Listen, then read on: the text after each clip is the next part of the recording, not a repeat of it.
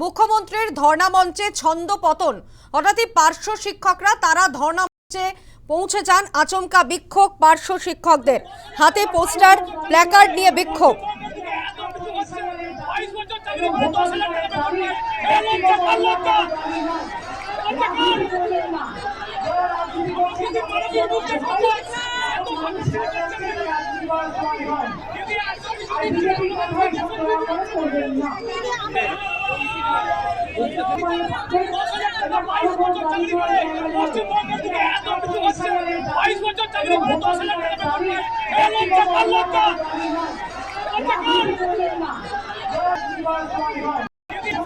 এটা রাজনীতি করার জায়গা নয়। বিজেপির কথায় রাজনীতি করবেন না।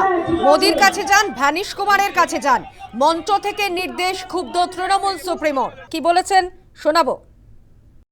এটা রাজনীতি করার সময় নয়, আর বিজেপির কথায় সব দয়া করে করবেন না।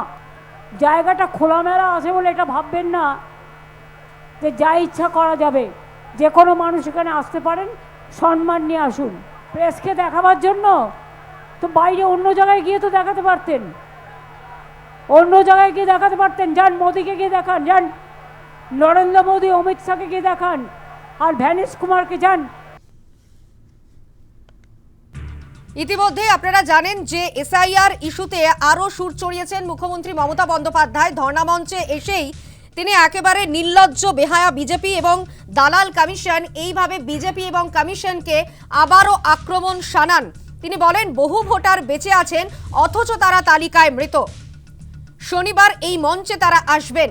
এসআইআরে যাদের মৃত্যু হয়েছে তাদের পরিজনরাও আসবেন।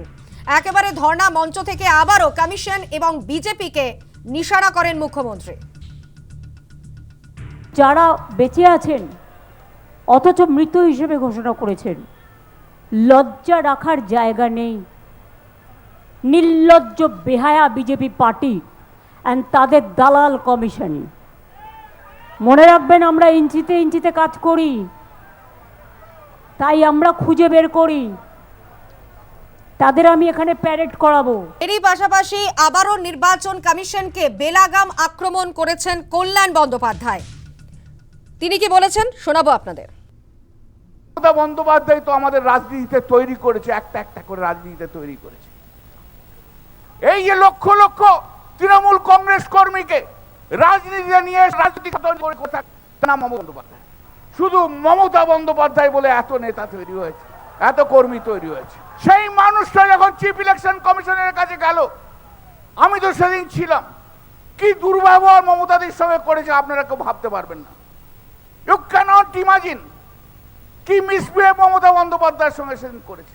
আঙুল তুলে মমতা বন্দ্যোপাধ্যায়কে কথা বলছি, ইলেকশন কমিশন না হতে নাম, আঙুলটা তোমার কেটে বাদ দিয়ে আসতাম। কার দিকে আঙুল তুলে কথা বলছো তুমি? কার চোখে চোখ রেখে কথা বলছো তুমি? কার চোখে লাল চোখ দেখে কথা বলছো তুমি? তুমি তো 3 বছর থাকবে, তারপর যে কোথায় হারিয়ে যাবে তা তো কেউ জানে না। আর মমতা বন্দ্যোপাধ্যায় যতদিন বেঁচে থাকবে, হয় মুখ্যমন্ত্রী না হলে প্রধানমন্ত্রী হয়ে থাকবে, তার কোনো শেষ নেই। সাম্প্রদায়িক উস্কানি দিতেই ধর্ণা, এমনই মন্তব্য করেছেন স্বপন দাশগুপ্ত। তিনি কি বলেছেন শোনাবো। পশ্চিমবঙ্গকে 12টা বাজানোর যে পরিকল্পনা মমতা ব্যানার্জি নিয়েছেন, আজকের যে ওনার মেট্রো চ্যানেল, ওয়াই চ্যানেলের সামনে যে ধর্নাটা প্ল্যান করা আছে, সেটা একদিক থেকে উস্কানিমূলক, যার প্রধান উদ্দেশ্য হচ্ছে কলকাতা শহর এবং বিভিন্ন জায়গায় সাম্প্রদায়িক একটা অস্থিরতা আনা। মমতা ব্যানার্জি খুব একটা যে সংবিধানকে পুজো করে মাঝে মাঝে উনি হাঁটেন সংবিধানকে হাতে নিয়ে, কিন্তু ইন অ্যাকচুয়াল লাইফ সংবিধানটা একটা কনভিনিয়েন্ট ইনস্ট্রুমেন্ট হয়ে গেছে। রুল অফ ল থেকে ল অফ দ্য রুলার, সেটা আমরা এখন পশ্চিমবঙ্গে প্রায় সবাই জানে যে এটাই হচ্ছে